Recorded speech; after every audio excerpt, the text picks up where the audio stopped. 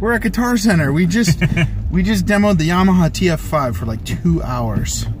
The Guitar Center in Boston. Could have stayed there longer. What are your thoughts, Josh? It's a great board. I think it'll be a good fit for us. I think. The TF5 by Yamaha. I think it'll be a pretty good fit too. I was very impressed with it after sitting down with it for a while. Hey there, Nate here with the Volunteer Tech Vlog on the Live Sound 101 YouTube channel. Thank you for watching. Thank you for subscribing. Oh, in this video, I want to talk about my first impressions, my first thoughts on the Yamaha TF5. In a recent video, I think the last one I actually uploaded, talking about the thought process of starting to think about getting a new digital console. So this is something that I see people post about a ton in the forums, is which new digital mixer should I get? And that question is a loaded question because the only real answer is it depends, because everybody's got a little bit different needs. So I'm going to talk about like a 2-hour session me and Josh had at Guitar Center last night in Boston. And we drove into Boston. We called the manager, let him know we were coming. We told him we want to check out the TF5, and he had it all set up for us with a microphone and let us really just kind of kick the tires for a while and see if it would be a good fit for our team and to accomplish really a very specific overarching goal. So that we do have a very specific kind of overarching reason that we're getting a new console. It's not just to get something new, but I'll get into it in the video. With that, let's drive. So if you've been subscribed or watching this channel at all, you know that I like to record videos as I'm on my commute, popping around town and doing various things. So a little bit of road noise, but you know, it's just a way for me to just process and continue to think about live sound types of things and share information with anyone out there on YouTube who also cares about this type of stuff. So yeah, the lighting will be a little funky as the sun is still on its way up over the horizon there, but that's okay. I imagine people just kind of put these videos on in the background, and it's a good thing. So the Yamaha TF5. First, I got to just point out, Josh has been doing a ton of research in the realm of digital mixing consoles. So he's got this whole spreadsheet where he's comparing features, and you know, he's kind of nailed down some of the most important things that we care about for our volunteers, for our team, and where we're trying to go in the future. He's got some of that stuff nailed down in a spreadsheet, and he's got the makes and models. He's got, like, you know, ballpark prices for each, all kinds of really great info. So I should actually, I just looked over it yesterday for, you know, about a half hour, but I really should get him in one of these videos, and we can bring up the spreadsheet and kind of talk through it. He's got some funny stuff in there too. Like, he kind of like compared each console to like a popular make and model of car, just to kind of say, like, after like really digging into it, he'd say, okay, this one's more like a Volvo, this one's more like the F-150, and this one's the DeLorean. So he's got some, like, a little bit of sense of humor baked into it too, but it helps with trying to explain to other people kind of thought process and what's going on. So that is maybe another video, but Josh has been doing a ton of research, and he's leaning towards the Yamaha TF5. Last night, I was leaning toward the Soundcraft SI4, the Performer 4. But I didn't get a chance to get behind one, and I think there are some reasons we might not want to go with Soundcraft. One of the interesting things is Samsung just bought Harman. From the Wall Street Journal, Samsung charges into auto tech with $8 billion deal for Harman. Samsung Electronics Co. agreed to buy a U.S. automotive technology manufacturer, aka Harman. And Harman owns Soundcraft, I believe. Somebody look that up for me. I'm pretty sure Soundcraft is a Harman brand. Yeah, I'm almost certain, but for some reason, as soon as you say something like that, you always second guess yourself. You're like, oh, wait a minute, are they really? Am I just imagining that? Which, you know, I don't think it's a huge concern, but I don't know. It came up in the conversation last night. Like, Soundcraft, they've got some pretty good stuff, but Samsung just bought them so that they can essentially make autonomous cars. And do they really care about the Pro AV channel? And could they potentially just pull the plug and stop offering support? Right? Like, that's one of the things you think of. If you're investing a lot of money and you know that Yamaha's been around forever. They've got great support. They're doing firmware updates. The TF series is not going away anytime soon. So that's kind of like a big deal. Knowing that you're going to have support, you're going to have firmware updates and things like that. There's a roadmap of products that still haven't even come out yet because they're still working on them. So that's important to know. And possibly the same thing is true with Soundcraft. But when there's a humongous acquisition, it just kind of brings up the question, you know, is that a concern? And of course, there's no way to really tell how that's all going to go down. But I don't know. You see companies like Oracle and what they kind of do. And Oracle's not in the Pro AV world, but they'll buy a company and the technology, you know, that company has created, and, you know, they'll pull the plug on it and just stop offering it. And if you're a subscriber to that, you know, one of those services or software or whatever, you know, Oracle just kind of says, no, we're not supporting that anymore. And I guess that's the big fear, is that possibly that could happen. And with a digital board especially, it's not like an analog one back in the day, right, where you kind of buy the thing and you just expect it to, you know, last for a really long time. Digital boards, you know, what's the life expectancy on them? You know, is there a potential hack that could happen in the future, or somebody could, like, I don't know, some malicious things can happen. There's all these other things you got to think about. But anyway, back to the TF5. So Josh picked me up yesterday at like 5:30. And we grabbed lunch at this dinner at this awesome pizza place on the way into to downtown Boston. What was the name of that pizza place? Imoda, something or other. But it was like best buffalo chicken pizza I've ever had. So Josh, good call on the pizza. He used to drive an ambulance, so he knows all the little good hole-in-the-wall pizza places around. I actually think his wife used to live in that neighborhood too, so maybe that's why he knew that. But anyway, I digress. The Yamaha TF5, the biggest thing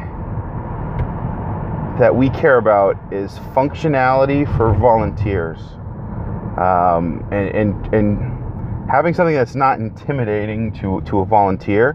And the really, like, the most important, potentially the most important feature of the TF5 that we really liked is the simplicity of scene recalls. Simplicity of scene recalls. So you fire up the board, it boots up, it does its thing, and then you've got 6 buttons staring at you at the top of the console, right next to the control, the edit screen, and it's got A, B, C, D, E, F, and you can have a band A, band B, band C, band D, E, and F.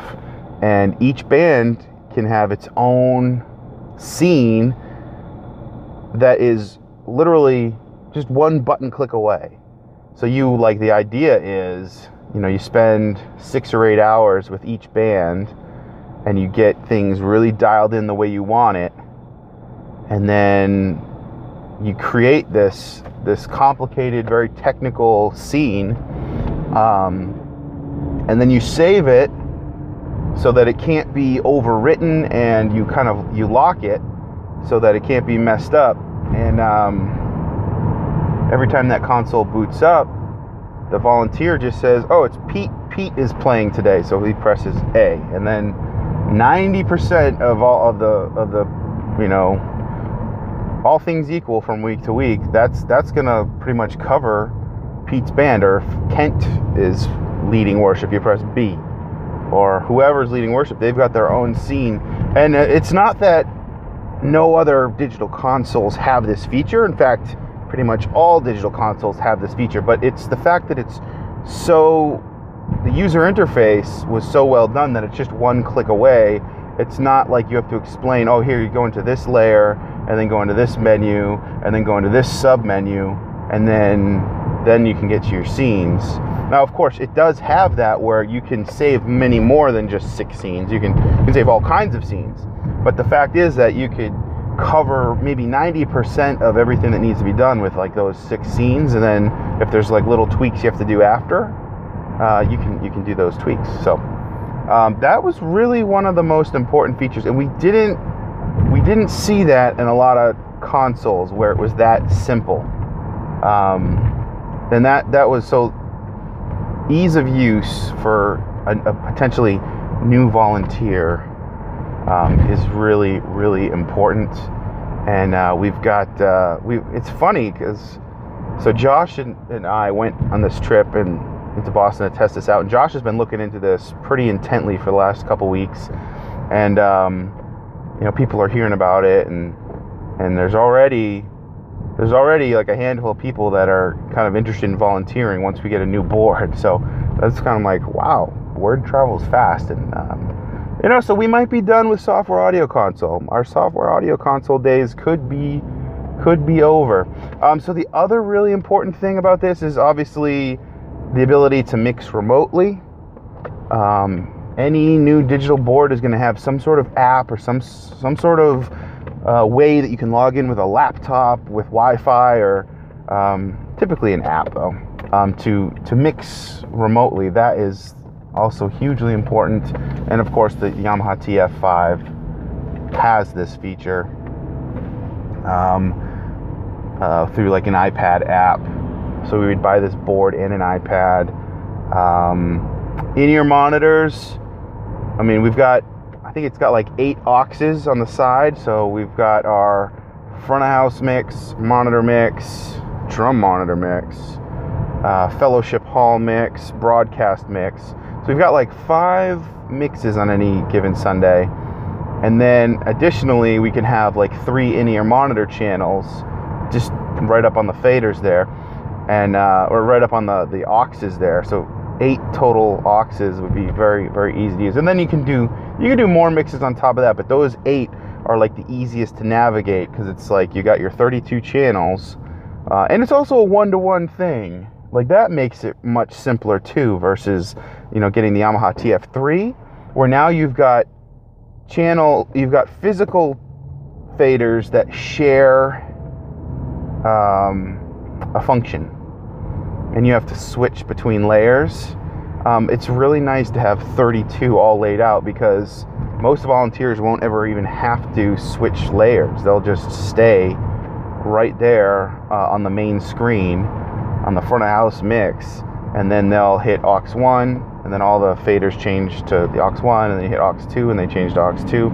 And it's the workflow. It really seems like Josh was saying this last night, it really seems like Yamaha spent a lot of time with their GUI design, graphical user interface, and just user interface in general. It seems like they really did, because then they've got this screen where you can make all your fine-tune adjustments, and I think that's called the TF editor. And the TF editor, what's really slick about that is you can, I'm gonna try to download it today on my laptop. You can download the editor and mess around with it, and it looks exactly the same in the app that you download to your phone. It looks exactly the same on the app you download on your computer or laptop. So you can really, the user interface is like uniform throughout, which you would think would be a more common thing, but it's not always a more common thing. So the fact that I could, be sitting behind the console and have and look at a menu that is structured a very specific way, but then also pull that up remotely is a very, very slick thing. It's a very cool thing. So I think they did a good job with it. So we're definitely leaning towards the Yamaha TF5. It's got multi-band compression built in on every channel. It's got effects built in. We can pull up delay and reverb and all kinds of fun stuff. It's got this thing called a one knob, and this kind of threw me for a loop a little bit. Like, I was a little I saw the one knob and I'm like, huh, really?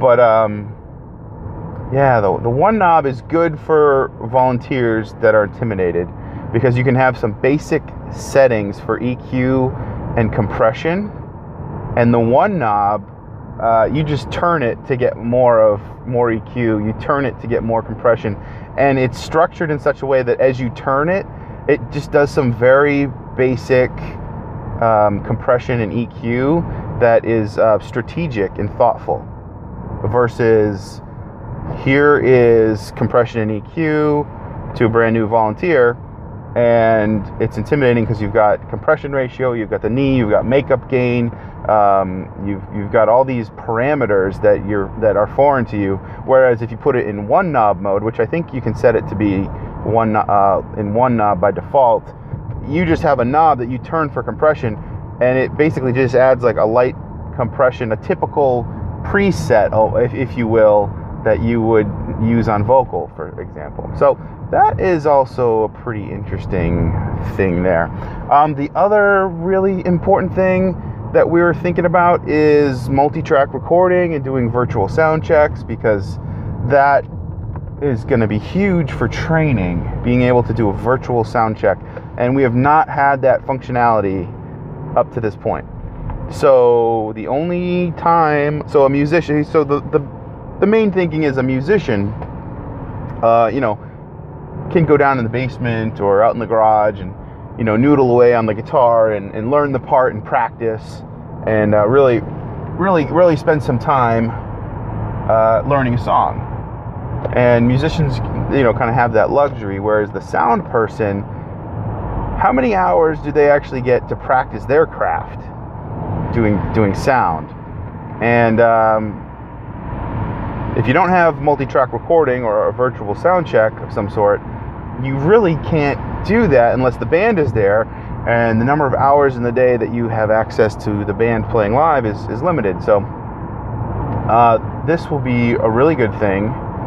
We can connect the Yamaha up to a computer and, run Cubase, do some multi-track recording, and then after the band leaves, we can switch from having that board look at the analog inputs to look at the USB input, and we can do multi-track playback and do all kinds of tweaking and compression and EQ and adjustment and effects, and get a really spend some time crafting the mix, even when the band's not there. And that is huge for training and for everything else. Now, that opens up the door to the potential of many, many hours spent tweaking and adjusting. So you want to be careful of going overboard with that. But for training, that will be huge. So there's a lot of neat things about the Yamaha TF5. So yeah, we talked to Adam from Guitar Center in Boston. He was the one who hooked us up there. Oh, so that was good. It was good stuff. I'm trying to think if there's anything else I can mention. Oh, speaking of mastering your craft, if you watch this video before December 6th, actually, I gotta see if I'll post this video before December 6th. Well, maybe I shouldn't even mention it because this is probably going to come out later. Well, anyway, Nathan Lively of Sound Design Live just came off a tour with Ringling Brothers Circus. And so I interviewed him for the AV Shop Talk podcast, which is now live as December 1st, 2016. You can hear our conversation. It was an AV career spotlight with Nathan Lively. So we talked about his career in the pro audio world, doing live sound, doing sound design. And he also announced a free ebook, but it's only free through December 6th. So it's free. It's a free download if you get to it before December 6th. I'll link to it in the description of this video down below there. But I think after December 6th, the price goes to $8. But he put together, he's been studying sound system tuning for a while, so he put together some notes into a ebook called Master Your Craft, Sound System Tuning for Consistency and Confidence. So that seems like it would be a good resource. And he does some workshops and online seminars and stuff like that for people that want to kind of dig more into that kind of thing. So that's what I'm thinking about the TF5.